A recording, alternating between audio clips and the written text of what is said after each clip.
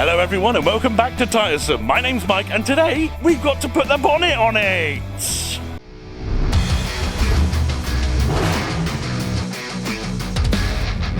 Now, I know what you're thinking. Why do you have to put a bonnet on it, Mike? There's already a bonnet on it. Even though it's got this weird patina thing going on, which, you know, is fun for the whole family. It's not necessarily the sort of thing that I want to go for.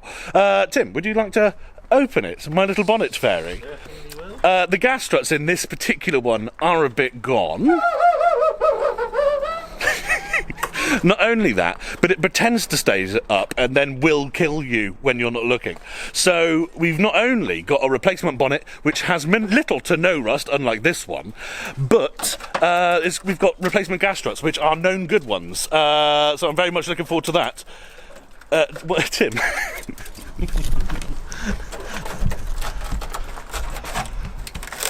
Yeah, okay.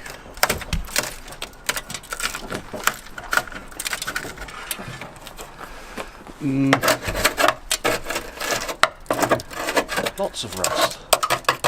Yes. So, I mean, we are feeding the world as well by taking this off. Small bits of steel are returning to the planet. Now, if we dare to go to the arse, the issue with this boot is not only the, well, prolific rust there. you can't resist getting a bit. But also, the hinges up top are both a bit sketchy. The one on the right has actually completely gone, whilst the car has been in my possession. So, if try and open it, you can see the whole thing comes off. It does stay open. The struts are actually not too bad, but yeah, I mean, it's obviously not good. And when you close it, you really have to get it squared up, or else, you know, you shake the window. And I mean, as you can see, like, the window is pretty much the structural part of this boot. So that huge bit of glass would just go bang, and then you'd end up with even more glass everywhere, which we don't want. So that is today's job, replacing both of those rather large panels with rather large amounts of rust in them, with ones that have little to no rust. I'm really looking forward to this, because that rust hole in the back by the wing is, I think, officially the only hole in the car that's letting water in now, apart from sort of, you know, the one down there, the one that we found in the previous video down there and that other stuff. But don't worry about that, this is the other hole. Let's get started. I reckon bonnet first, Tim? Certainly. Let's do it.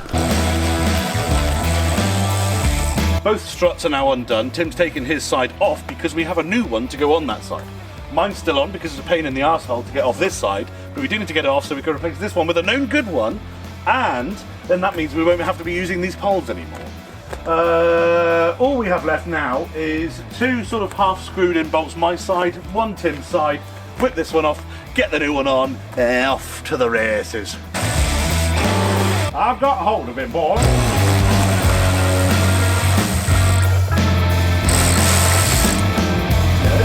Oh, we've done it again. Yeah, the jets. It's the Toyota Supra Leggera version with no bonnet, looking ruddy fabulous. But not for long. We're going to be definitely sorting all that out. Tim's collecting bits of glass out of there. Rightly so, he's broke it. And yeah, there's a whole load of paraphernalia which we'll clean up before we put it on whilst we've got access, I guess. Tim has indeed gone above and beyond, as always, and taken the sort of valance, I guess you would call it, sill, whatever the fuck. It's off now. This one here, which is completely rusty, you can actually get replacement ones, not only that, but made out of carbon fibre, which I'd probably get just because it's a very good replacement, even though I'm not necessarily the most carbon fibre-y person in the world. More of a fiberglass guy. But, yes, it's a couple, I think 250 quid, so yeah, but at least, you know, it's impervious to the life of a thing. But as you can see, this is utter carnage in here, so we're just going to brush it all out, clean it up whilst we've got good access. Oh, look at the brushing. Ooh, good stuff. Cut to the new bonnet. That's right, it's blackish. What colour is it? It's got the red in it, isn't it, you said?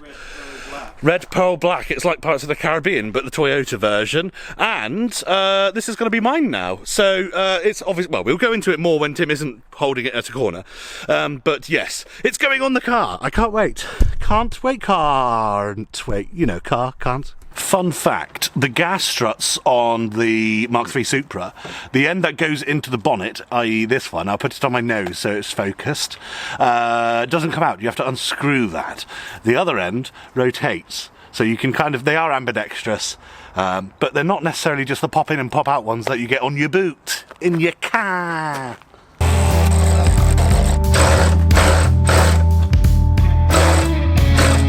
So you think it's in? I don't think there's any adjustment on the thing. So we're just going to see if it matches up and then tighten it up afterwards.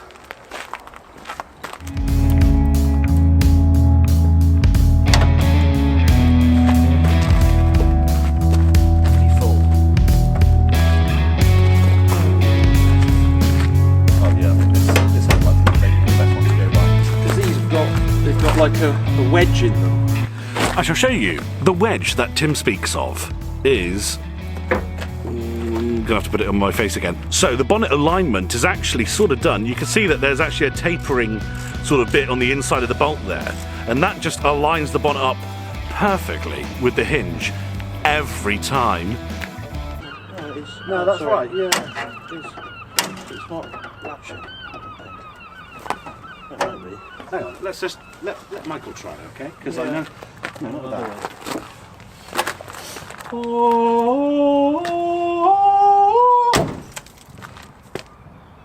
So it was that. Yeah, you need to sing when you do it. Yeah.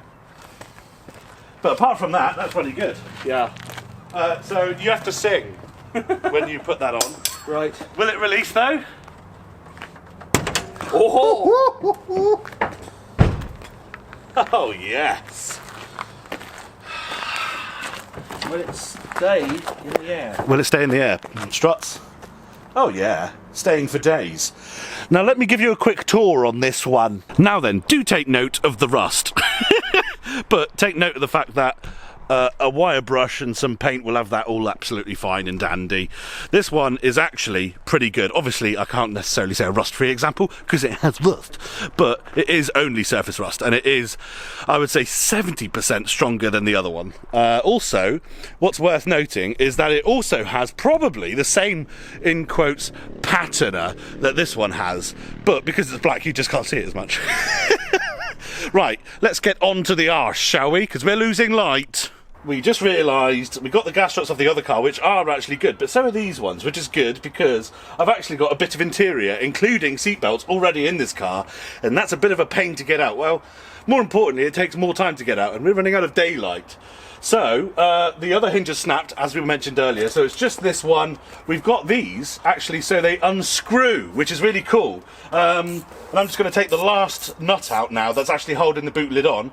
Then we can unscrew the struts finally, and we'll be off with this one, on with the new one. Off. And just against the fence for now. Oh, we forgot all the wiring. At least we can get into this one. Yes. To do the wiring. I can't believe that. Of course, Okay. behind. We have happened now. Some of you may have even seen this coming, and we should have as well, because what we did about an hour ago before we came here was take a boot lid off of a Mark III Supra.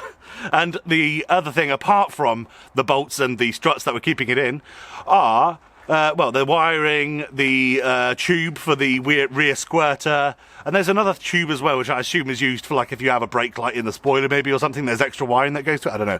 But either way, those have to come out as well. And the Supra we took them out of, we had absolutely no interior. In this one there is some. So let's see how it goes. And here we see Tim's hands frantically taking a seatbelt out because that is keeping the interior on, that's keeping the wiring in, blah, blah, blah, blah, blah. Here is the wire that we have to take out for the heated rear window, wiper motor and stuff, that's all in the tailgate, which Tim has now got out from the inside. There is also a pipe here, which is for the squirter here. And there's this one as well. Which contains fuck all. Oh, sorry, not in camera. There we go. That one there, which contains fuck all. No idea what it's supposed to be for. It might even be for drainage or something. I don't even know. But they're out now. So now we can take the boot lid off. Time for another bit of a spruce. Here is the broken hinge. The one thing that really cause this tailgate to really get replaced, I reckon. The hole near the spoiler, we were actually thinking of patching up, definitely possible. And to be honest with you, something that Tim might look forward to doing too in the future, but this hinge is absolutely gone. And we're gonna make sure we lube up the ones that go on fully, properly cleaned up, greased up, ready for many years of action, because it's gonna get it. New boot is all greased up, ready to go. Let's get it on.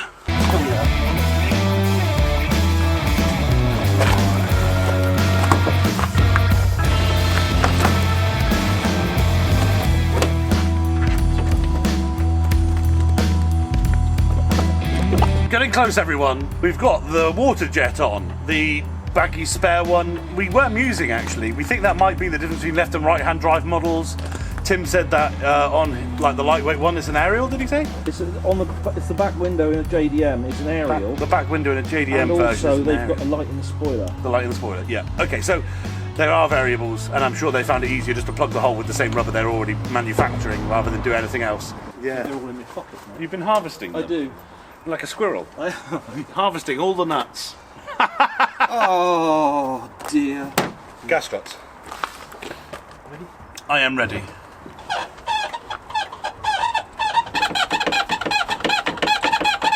Hang on. Oh yes! Magical boot action! Tying him up and they're good to go! Yeah. So, the situation is that the boot is on and all 4 bolts for the hinges are plugged. Plugged? Done up-ish. All the bits and accoutrements inside are good. But it's not quite as level as we would like, and that is because we only did the nuts up a little bit for the hinges, but actually tightening them up pulls it in. So we're just going to try doing them up and see if that actually pulls the boot lid all the way in and is square. We'll see.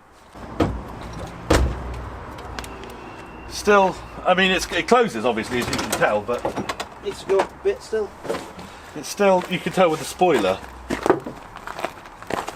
That's not bad actually, I guess when you You could do. a bit more tucked in. What I can do now is if I undo it, Just- if they're in the right sort of thing, just you nip just them off. push them up a bit. Yeah, yeah.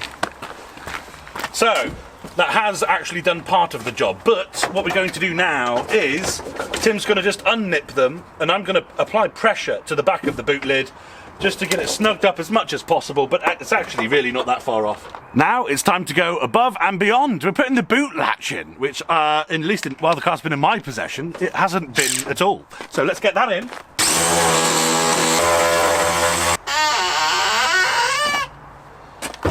Oh, that was better.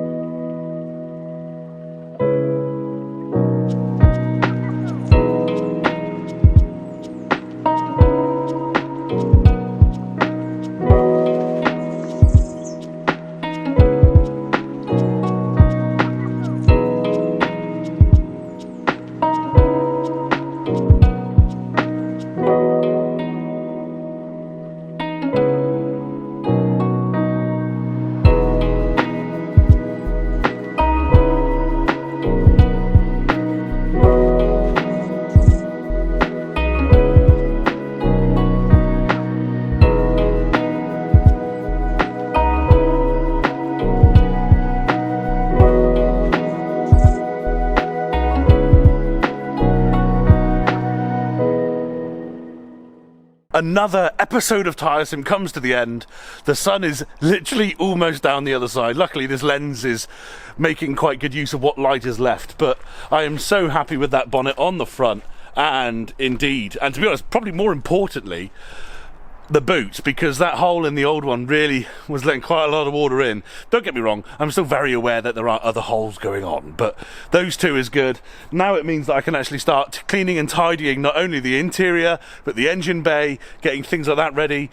I know that there will be a car cleaning video on this vehicle because especially the back end here it needs it a lot. Inside as well, we need to hoover out all the glass that's in there, other bits and bobs, clean that engine bay up, not like 100%, but just, you know, get it looking better. And there will also be an engine start video, hopefully, if we can get this thing to start fire off and just get a bit more motivated on this journey of Supra. Not that I am not motivated, just seeing all these panels coming together, it means a lot to me. It makes the Supra look a lot more better, even though I'm sure that my local neighbourhood probably think that I'm still a waste of shit bringing the price of their houses down. But I don't care. It's all fun and games, and this looks good, man. Looks good. I will catch you in the next one, and Tim as well in the background there. See you later, guys.